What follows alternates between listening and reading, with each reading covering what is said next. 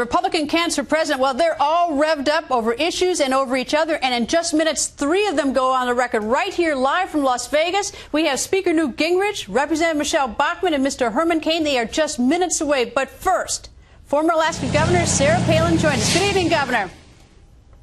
Good evening, Greta. How are you? I'm very well. Okay, we've just had debate number 8 has just happened. So let me ask you a two-part question. What were you looking for as a voter, and what do you think most Americans were looking for? I was looking for candidates to start telling us actually what their plan is, not just, verbalize this idea that they have a plan and that they'll present us with a plan on how to deal with the housing market that's in the tank and these jobless numbers that are just atrocious, but actually present and detail their plan. Herman Cain, thankfully, though a lot of people are criticizing his plan, he does have some specifics that he laid out, and that was appreciated. That's what I was looking for. Didn't get a lot of that. Certainly, I think Americans in general are looking for eventually here, that top candidate to start rising to the top so we can start concentrating on preparing the GOP candidate to face Obama in the debates in the general election and make sure that he's a one-term president. We didn't get that out of this debate, to be honest with you, Greta. I think Americans would agree with me that we're still looking for that candidate who will rise to the top and be the front runner. Well, I find myself, I confess, sort of paying more attention when they're bickering and fighting, and I know that's wrong, because I know that's not where the substance is. But that's what I'm embarrassed to say that when that happens, it piques my interest, and I sort of wonder if that's what grabs the American people's interest as well. Or are they more adult and they're more interested in the substantive issues? I think we are more interested in substance, and that's why, like tonight, Newt Gingrich, again, I think did the best because he seems to be above a lot of the bickering that goes on. Let me confess, too, that we're 4 hours behind you guys in time zone, so when the debate started, a couple minutes into the debate, my kids started walking through the door after school and after play dates, and here they're kind of griping and bickering amongst each other. Then the debate in my other ear, the candidates are up there bickering and fighting amongst each other. And I honestly, for a minute or two there, didn't know which group should I be listening to and which group was making more sense. Thankfully, the candidates kind of calmed down and started talking more about detailing the things that an electorate that is very serious in these serious times needs to hear. But for a while there, Greta, it was that bickering and some of that infighting that really turns a lot of people off from campaigns and from politics, that kind of gets in the way of us being able to decide who it should be to rise to the top to face Barack Obama in future debates. Well, you raised one of the issues that I was hoping to hear from tonight, and there was one question on it. It's actually an issue that I wrote on my notes beforehand because I think it's the issue that matters a whole lot to the American people. So many American people, their homes are underwater, that they owe more than the homes are worth. And it really is a crisis because even if you can get a job in another town, chances are you can't sell your house to move to another town to do it. Plus, you got the bank breathing down your throat. And, I guess that's sort of, I want to know what someone can do about that or what someone plans to do. And I don't think we got quite deep into that. We didn't get deep enough into that. We also didn't get deep into issues like China's rise and the EU and other very important issues that are international that do affect America and our economy. But as for the housing market, that is why we like to hear from Santorum and Cain, who talk about personal responsibility and living, not just government living within its means, but we as individuals living within our means and not becoming so indebted to this permanent financial class of those who make decisions for us that can ultimately hurt us. We like to hear about personal responsibility, but ultimately, what we need to hear from these candidates is detailed plans about how jobs can be created, about how it is that we are going to attract industry and production and reward for work ethic again in America and natural resource development in order to create more jobs in America so that people don't have to worry about how in the world are they going to pay their mortgage. How is it that they will pay their bills? They will have jobs because we will have industry here again.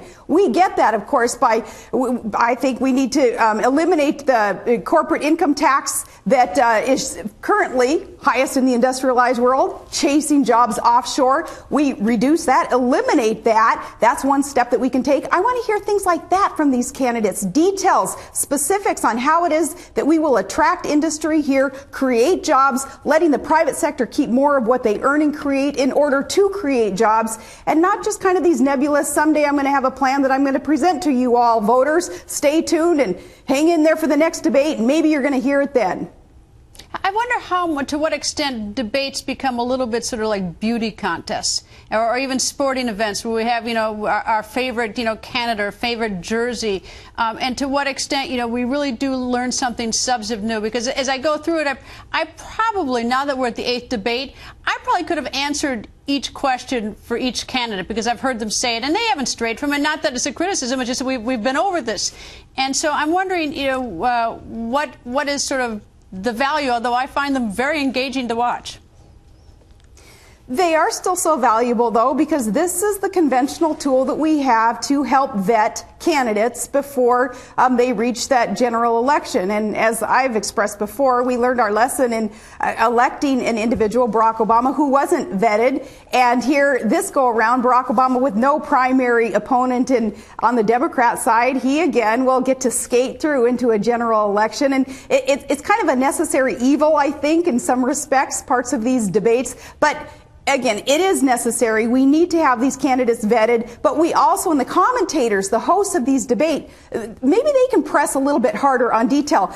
It amazes me that the candidates so often get to escape actually answering the question. They get to spin and pivot and go off onto their soundbite that they want in the 10 seconds that they have to make a point. I think the hosts need to kind of dig a little bit more and come back to that candidate and say, no, that's not what I asked you. Here's what I asked you. Please answer it.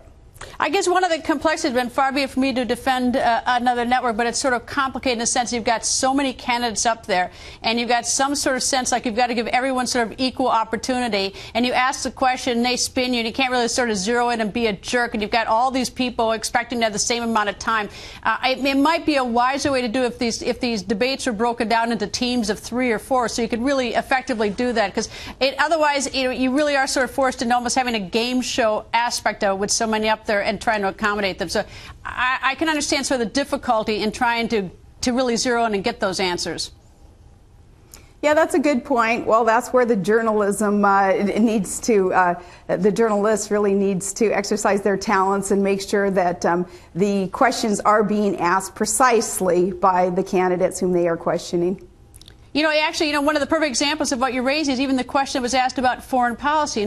What do you do about foreign aid? I mean, which countries are you willing to cut back on? Which ones are you not? I mean, those are enormously complicated topics. And what we sort of do to these poor candidates is we say, okay, you got 60 seconds to answer. What are we going to do about Pakistan? They hate us, and we're giving them a lot of money. So you got 60 seconds. And now that my question's been so long, you only have 40 seconds.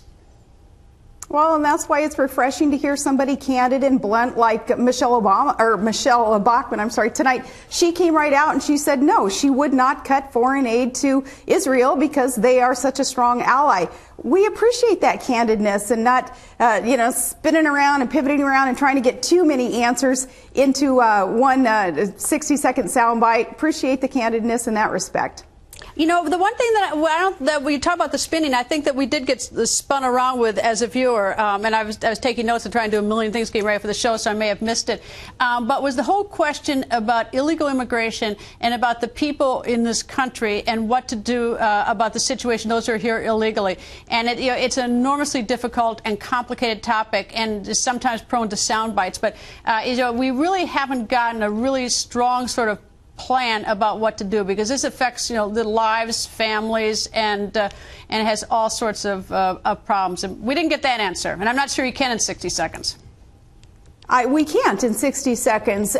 Look at Rick Perry trying to explain that he's worked for 10 years as a governor of a border state, trying to get the federal government to do its job in protecting and securing our border, and yet, especially under Barack Obama, the federal government will not do that, and he certainly had his hands full, and yet he's seen as somebody who's incentivizing actually illegal immigration by providing in-state tuition for those who are not residents of his state, because the illegal immigrants who are there, they're not even, obviously they're not residents of America legally, much less the state of Texas. So he's seen as being kind of a contradiction in policy is what he's embraced there, and he hasn't been able to explain in 60 seconds how he can coordinate his message there and be seen as somebody who does want to secure the border, not allow illegal immigrants to be hired, as of course he made the point today in taking the gloves off against Romney for evidently having hired illegals in his personal life. And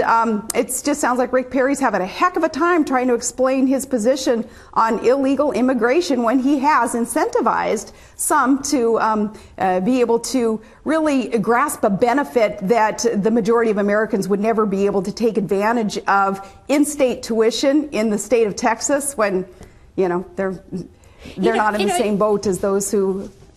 You mentioned that thing about with Governor Perry he swatted Governor Romney about hiring illegal people in the country. And my memory may be sort of faulty on this, but it seemed a little bit like a cheap shot. I think the story is that they were people who worked for a company who was doing lawn service for them, and he hired the company or something like that. And so, there's a lot, there's a lot of sort of, people taking swats at each other, which seem a little bit not presidential, not on the issues. And you would think in some ways, rather than swatting each other, they might want to be sort of more focused on their substance, their program, and how they would defeat the president, who they think should be president.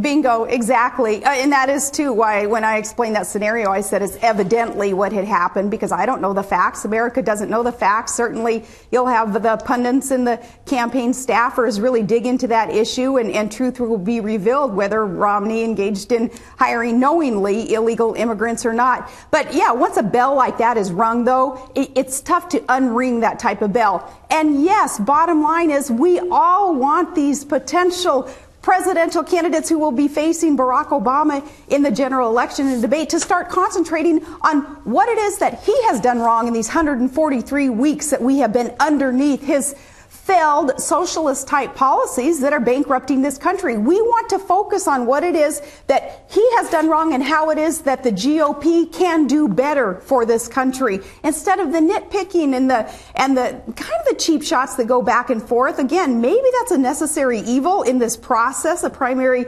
process, but doggone, it gets tiring. I think a lot of it is a waste of resource and time, and we want to concentrate really on what really matters here. It's interesting, as I watched the bickering, it's almost like Speaker Gingrich, like the cat who swallowed the canary, because he sort of waited while everyone was sort of jabbing each other, and even Senator Santorum got into a few jabs with Governor Romney. And then at the end, he has sort of the closing line, which is maximizing bickering is not the route to the White House. And it's almost like he sat there sort of waiting to play the position of sort of dad and let the children bicker as he waited. So I thought, to the extent that we sort of score these, we probably shouldn't, I thought that was actually sort of an effective way to end it for him.